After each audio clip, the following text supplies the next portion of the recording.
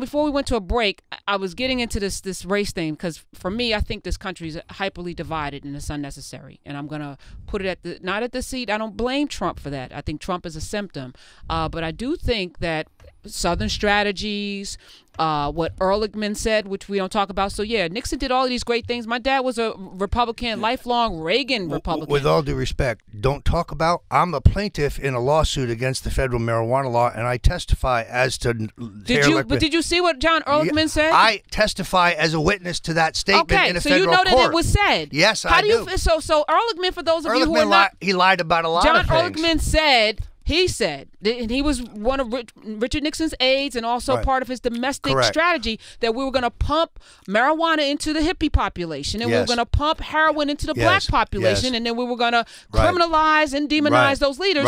And he said all those things. But it happened. Right. And John Mitchell said he's a sneaky son of a bitch who says all kinds of stuff that isn't true. But it happened, though. Well, it did have those. Because black folks weren't flying planes of cocaine and heroin into our communities. Right. So if you read any of my books, is anybody a more virulent critic of the war on drugs than I am? It was Nixon's biggest single mistake. But somehow you seem to separate drugs from race. No, not at all. Okay. This is the drug war has had a disproportionate, unfair impact on black people. There's no question about, and poor people. There's no question about that.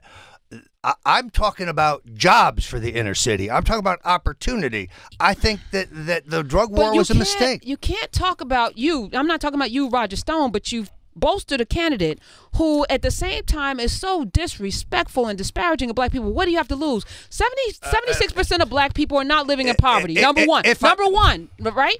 African-American women are some of the most educated in the country of any group. And African-American unemployment is at the lowest time now than it's ever been in America. Nonsense. No. Nonsense. It's math. No. Can we, listen. The rising tide lifts all boats. No. You can't say the black people went up because of Obama. Trump is accountable for 1%. That 1% drop. Obama dropped it from 14. Nonsense. These are facts. That's false. It's not false. These are numbers. That's not true. That's not true. It is not true. Where are your facts? I can pull out your facts. Can we print out the facts, please, sir? No, these are facts. 3%. I've been black my whole life, and under Obama, I watched unemployment go down to black community. How long have you been black, Roger Stone? The cut in regulations and taxes are what is moving this economy. 1 point. 1 point. Right. That does not make better than Obama was ever able to do. Dropped it 10 points. Are you kidding me? That Obama was ever able to do. What kind of math? Donald Trump, the man. What kind of new math are you guys using? Donald Trump, so 1 point. So a 1 point drop. I'm gonna let you talk. You don't but want a 1 point drop versus a 10-point drop. We're filibustering. No filibustering. Oh my God! But you just said a blatant, outright non-truth. I see. Obama is responsible for the 3% GDP you have right now. Please, you can't just say Obama gets credit for the rise in black. The drop in black unemployment, but not everything. Which budget are we up? So when Obama took office in 2008, we're talking about the stimulus on this economy. I'm saying the first 2 years of Obama. It has nothing to do with the budget. It has nothing to do with the budget. It has to do with the stimulus on this economy. So the stock market that this president inherited. This is all Trump. The one you said was going to crash and has soared. I never said that. Your allies. Who are my allies? Look, Roger Trump. And by the way, Roger Stone. I called you Roger Trump. That's Freudian. Who are my allies? So to go back to your other claim, I want to know who my allies are. Maybe you forgot when Donald Trump said in Playboy he wanted to end the war in drugs. I want to know who my allies are. Those on the left who buy that same line. I'm a registered Republican. It doesn't matter. It's the same argument. Why is it the argument? Those making that argument. That the factual one that I just made? Those making the argument that Obama is responsible for the current economic climate in this country. Are facts. It's not so. It's based on the current stimulation of the economy and the cuts in regulation. Okay, so let me ask you. Yes. This is nature. All right. You plant a seed today. You plant a seed, right? You leave it in the ground. It's beautiful, right? And I come along 2 years later, and there's a tree there, a little shoot, and I take credit for the shoot. So does Bill Clinton actually owe his success to his predecessor? No, because he was in 8 years. So the last 4 years are totally him. When we handed over that surplus to George W. Bush, and George W. Bush sent us into the abyss, that's him. And then Obama had to carry that for a couple of years when he rescued the current economy is due to the policies of the current administration, particularly in the tax and regulatory area.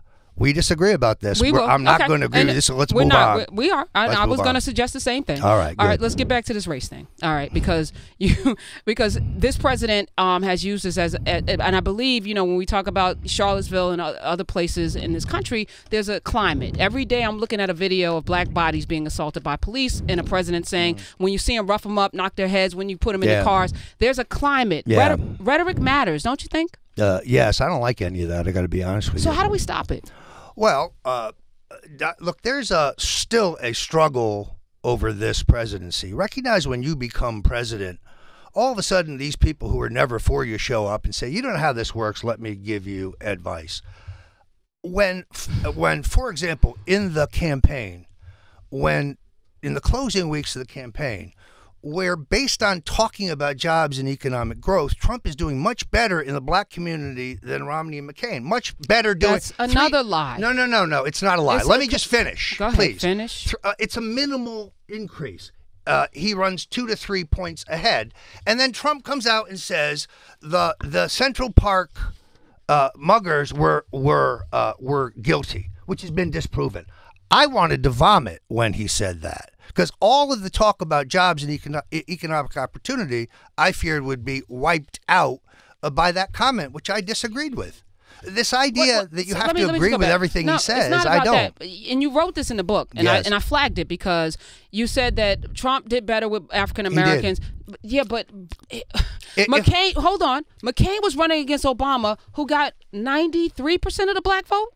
Correct? Hold on. So, I mean, if math is math, you are doing percentage points better not running against a black. It's the apples and oranges. You're running against Obama, who got 93 and then 96% of the black vote. You're going to get a higher percentage when you're not running against Obama. I agree. Didn't Hillary find that out the hard way? But then Trump didn't do better than Bush, who got 11%. He didn't do better than Nixon, who got 9%. So apples to apples, Trump actually didn't do better among black people. If I may, city of Detroit, 4% better than Romney. City of Milwaukee, 4.5% better. City of Richmond, 3.5% better. Now, when you only running against a black person. Immaterial. It's not immaterial. Let me explain why it is.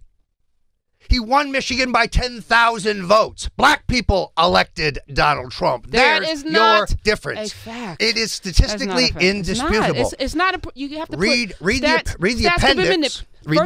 First of all, stats require context. I have written an entire paper on this. You may read it in the Making of the President 2016 in the appendix. Trump runs marginally better than the two predecessors in a number of key state cities, and it puts him over the top. In a race where 100 million people sat home, in a race where Jill Stein and Bernie Sanders' ghost was still hovering, in a race where there was not a black person, in a race where Gary Johnson, who you'll appreciate. I supported. Right.